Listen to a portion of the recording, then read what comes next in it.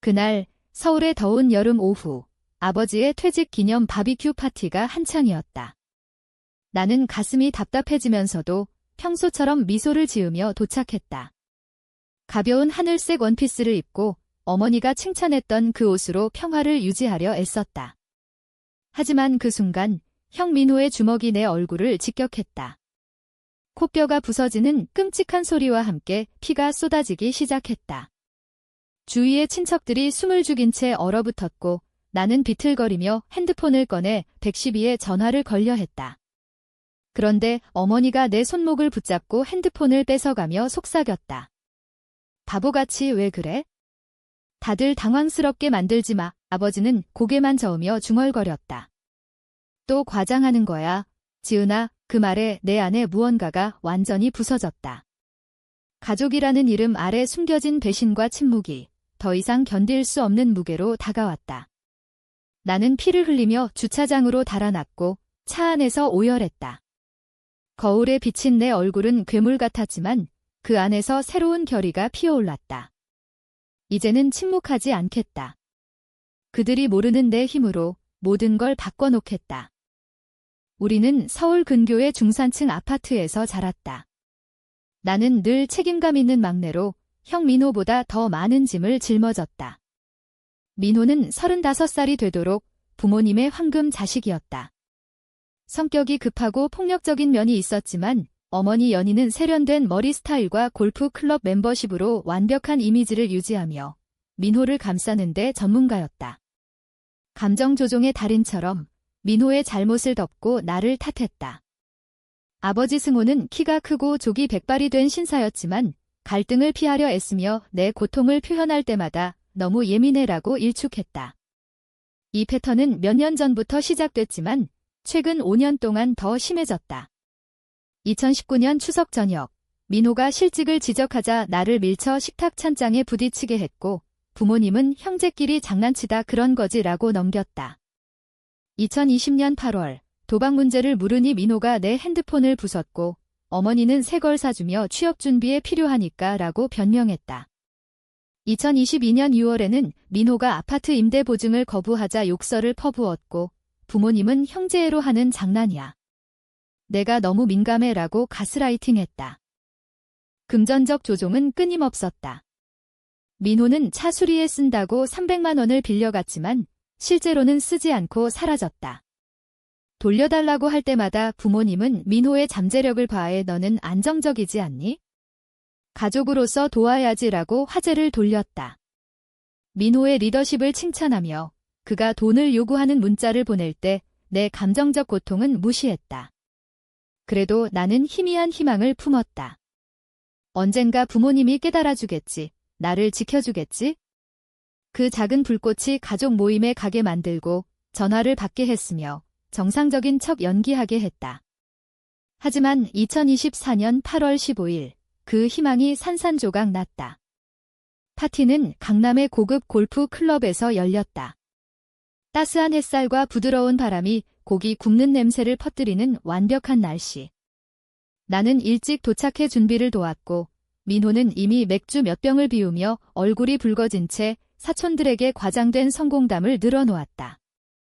나는 거리를 두려 했지만 이모가 디저트 테이블에서 나를 붙잡았다. 민호 새 직장은 어때?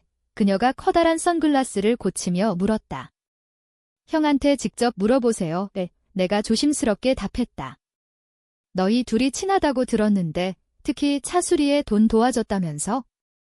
연희가 칭찬하던데 내 속이 뒤집혔다. 차 수리 돈. 민호가 어머니에게 120만 원을 차 수리에 썼다고 거짓말한 거였다. 실제로는 몇 달 전 임대비로 빌린 돈, 2주 안에 갚겠다고 약속했던. 민호를 바에서 찾았다. 얘기 좀 해. 내가 조용히 말했다. 장면을 만들고 싶지 않았다. 그의 미소가 눈까지 미치지 않았다. 엄마한테 차 수리라고 한 120만 원. 아, 그거. 나중에 갚을게. 그는 손을 휘저었다. 그게 문제가 아니야? 용도를 속였잖아. 그의 표정이 어두워졌다. 목소리 낮춰. 갚을 기한 정해. 몇 달 지났어. 지은아, 항상 돈 타령이야. 좋은 동생이네. 이건 존중 문제야. 첫 땀이 날아왔다. 소리가 조용한 테라스를 가르며 손님들이 얼어붙었다. 뺨이 타들어갔고 다음 순간 주먹이 코를 때렸다. 부서지는 소리, 피의 따뜻한 흐름, 30명 넘는 친척들의 헉소리. 나는 비틀거리며 핸드폰을 찾았고 112 불러 목소리가 멀게 들렸다. 어머니가 달려와 핸드폰을 뺏었다. 웃기지 마. 모두 창피하게 아버지가 뒤에서 또 드라마 퀸이네 라고 중얼거렸다. 그 순간 코뼈보다 더 큰 게 부서졌다. 가족 충성의 마지막 실이 끊어졌다. 나는 피를 흘리며 주차장으로 도망쳤고 내 현대 아반떼에 타 문을 잠갔다. 거울 속 내 모습은 공포였다. 부은 코가 보라색으로 변하고 피가 콧구멍에서 흘렀다. 마스카라가 뺨을 검게 물들였다. 사촌 은지가 문자 보냈다. 이런 대접받을 짓 아니야? 괜찮아. 병원 데려다 줄까? 그 단순한 배려가 그날 유일한 인간성이었다.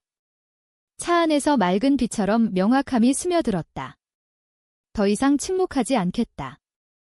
가족이 모르는 내 자원이 있었다. 가족은 몰랐다.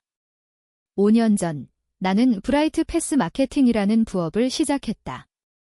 학자금 대출 갚기 위한 프리랜스 컨설팅이 연 매출 3억 원 넘는 사업으로 성장했다. 겉으로는 평범한 마케팅 매니저로 보였지만 비밀리에 클라이언트 네트워크를 쌓고 저축을 불렸다. 투자 포트폴리오가 1억 5천만 원, 비상금은 몇 년 버틸 만큼. 테크 스타트업 계약으로 아파트를 완납했다. 전국 어디든 문 열어줄 전문 네트워크도 있었다. 그중 하나가 변호사 박지현, 클라이언트이자 멘토. 그녀는 내 가족 이야기를 듣고 정상 아니야. 재정 학대지. 가족이라도 폭행은 폭행이야 라고 했지만 나는 넘겼다. 응급실에서 의사가 상처를 상세히 기록한 후 나는 지현 집으로 직행했다. 그녀는 요가 팬츠와 서울대 로스쿨 스웨트셔츠 차림으로 문을 열었고 내 붕대 감긴 얼굴을 보며 놀람에서 분노로 변했다. 이제 끝내자. 그녀가 나를 안으로 들이며 말했다. 모든 걸 말해. 2시간 동안 나는 수년간의 사건, 패턴, 고통을 쏟아냈다. 지현은 메모하며 듣더니 먼저 증거 수집. 그 다음 전략. 이건 한 번 사건이 아니야. 학대와 방조 패턴이야 라고 말했다. 다음 3주, 나는 체계적으로 케이스를 쌓았다. 민호의 위협 문자 스크린샷, 상처 사진과 의료 보고서, 2년 전 크리스마스부터 녹음한 부모님의 가스라이팅. 지현이 가족법과 민사 소송 전문 로펌에 연결해줬다. 우리는 두 갈래 접근, 민호에 대한 폭행 형사 고소, 부모와 민호에 대한 정서적 고통과 재정 조정 민사 소송. 하지만 법적 행동만으로는 부족했다. 학대를 허용한 가족 역학을 드러내야 했다. 침묵이 학대자를 보호했다. 민호의 31살 생일 파티가 9월 10일 여의도 호텔 볼룸에서 열렸다. 120명 손님, 친척, 동료, 친구, 어머니가 몇 달 계획하며 민호의 성공을 과시하려 했다. 나는 어머니에게 밝은 문자로 참석 확인, 그녀는 사건이 끝났다고 안도했다. 모르는 게 약이었다. 파티 날, 나는 우아한 네이비 드레스에 부드러운 웨이브 헤어, 코 보호대만 폭력의 흔적. 작은 선물 가방과 USB를 들었다. 볼룸은 화려했다. 크리스탈 샹들리에가 크림과 금빛 장식을 비추고 3단 케이크가 실크 테이블에. 민호는 바에서 술 취해 주목받고 부모님은 손님 사이를 돌았다. 나는 DJ 세팅으로 갔고 미리 매수한 매니저가 노트북과 프로젝터를 준비했다. 지현과 은지가 출구 근처, 다른 증인 친구들이 방에 퍼졌다. 오후 8시 30분, 파티가 절정일 때 음악이 줄고 조명이 약해졌다. 아버지가 시계를 보며 혼란스러워했다. 케이크는 9시 예정. 나는 무대에 올라 마이크를 두드렸다. 안녕하세요. 모르는 분들을 위해 저는 민호의 동생 김지은입니다. 목소리가 조용한 방에 울렸다. 이 특별한 날, 가족 추억을 공유하려 해요. 프로젝터가 켜지며 2년 전 크리스마스 가족 사진이 떴다. 미소와 코디 의상. 어머니가 안도하며 슬라이드쇼라 생각했다. 우리 가족은 항상 외모를 중시했어요. 완벽한 아파트, 골프 클럽, 성공한 자녀.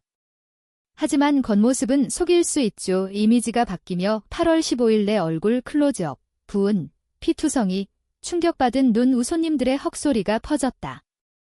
3주 전 아버지 퇴직 파티에서 민호가 빌린 돈 물으니 코를 부러뜨렸어요. 민호가 달려들었다. 지은아, 뭐 하는 짓이야? 방해하지 마. 형 아직 재미있는 부분 남았어. 화면에 민호의 위협 문자. 2023년 12월 18일. 돈 안 주면 부모님께 내부업 말할게. 이기적인 딸이라고 실망할 텐데. 2024년 2월 3일. 돈 물으면 모두 내 진짜 모습을 보게 할게. 7월 29일. 넌 항상 한심해. 혼자인 이유가 있지. 의료보고서, 미상환 이체 내역, 부모님 녹음. 어머니 목소리, 웃기지 마. 핸드폰 줘, 아버지. 또 드라마 퀸이네. 지은아. 어머니가 창백해지며 아버지 팔을 잡았다. 민호의 분노가 깨달음으로 변했다. 그의 이미지가 사회권 앞에서 무너졌다. 수년간 이 대접이 당연하다고 믿었어요. 가족 충성이 학대, 재정 착취, 가스라이팅을 견디는 거라고. 혼자라고 생각했죠. 화면에 친척 증언, 목격했지만 침묵. 하지만 혼자가 아니었어요. 여러분이 보고도 아무것도 안 했죠. 그 침묵이 공모예요. 이모가 앞으로 나서며 항상 이상하다고 느꼈어. 미안해, 지은아 라고 말했다. 이 가족이 날 부쉈어요. 내 목소리가 떨렸다. 하지만 더 이상 부서지지 않아. 이제 진실을 직면하세요. 진행 중인 법적 행동 설명, 경찰 신고, 접근 금지 명령, 민사 소송. 모든 증거가 이메일로 발송됐다고. 사과 기대 안 해요. 이해도. 진실 인정만. 무대에서 내려오자 방이 혼란에 빠졌다. 어머니가 달려와 지은아, 어떻게? 라고 속삭였지만 끝맺지 못했다. 아버지는 입을 벌렸다 닫으며 조용히 나갔다. 민호가 다가오자 지현이 맞고 명함 주며 이제 나를 통해 연락해라고 차갑게 말했다. 나는 고개 들고 호텔을 나왔다. 거짓과 조종으로 쌓인 가족 시스템의 잔해를 뒤로. 후속은 빠르게 펼쳐졌다. 민호는 폭행으로 체포, 보석금 1,500만 원 부모님이 허둥지둥 마련했다. 사회적 지위가 추락, 친구와 친척이 초대 거부, 피했다. 어머니의 완벽 가족 이미지가 산산조각. 내 SNS 포스트 드라마 퀸아님이 수천 지지와 공유받았고 다른 학대 생존자들이 연락해 공동체가 생겼다. 대치 후 2개월, 서울 아파트 팔고 부산으로 이사, 브라이트 패스 마케팅이 팀으로 확장, 연 매출 6억 원 전망. 성공을 가족 착취 없이 즐겼다. 가족 트라우마 전문 상담사와 일하며 정상화된 학대를 풀어냈다. 상호 존중 기반 우정 쌓고 경고 신호 인식하며 죄책감 없이 경계 세웠다. 민사소송은 법원 박 4,500만 원 합의. 돈은 가정폭력 피해자 단체에 기부. 승리는 돈이 아닌 책임. 부모님은 노출된 행동의 사회적 결과로 상담 시작, 진심 회한보단. 부산 이사 6개월 후, 아버지 편지, 무조건적 잘못 인정. 용서 아니야, 시작일 뿐. 민호는 더 큰 도전, 폭행으로 집행유예, 분노 관리 수업. 고향 평판 망가져 이사, 지인 말로 자립 중. 대치 1주년, 부산 아파트에서 작은 모임. 바다 전망, 지현, 은지, 새 친구들. 진짜 나를 아는 강하고 성공한, 침묵하지 않는 나, 그중 환경 엔지니어 준호. 클라이언트 프로젝트로 만난 그의 조용한 공감과 존중이 관계로 발전. 건배하며 깨달았다. 가족은 혈연이나 의무 아냐. 상호 배려와 존중. 내가 쌓은 가족이 더 강하고 진짜였다. 코 흉터는 가벼운 용기. 희생의 상기 아냐. 목소리 되찾은 날의 상기. 학대자를 보호한 침묵을 깨고 더 이상 드라마 퀸으로 불리지 않는 삶을 시작한 날의 가장 강한 복수는 타인 고통이 아니야. 침묵 거부. 서사 되찾기, 진실 노출, 더 나은 진짜로 떠나기. 내 이름은 김지은. 이건 내가 자유를 얻은 이야기.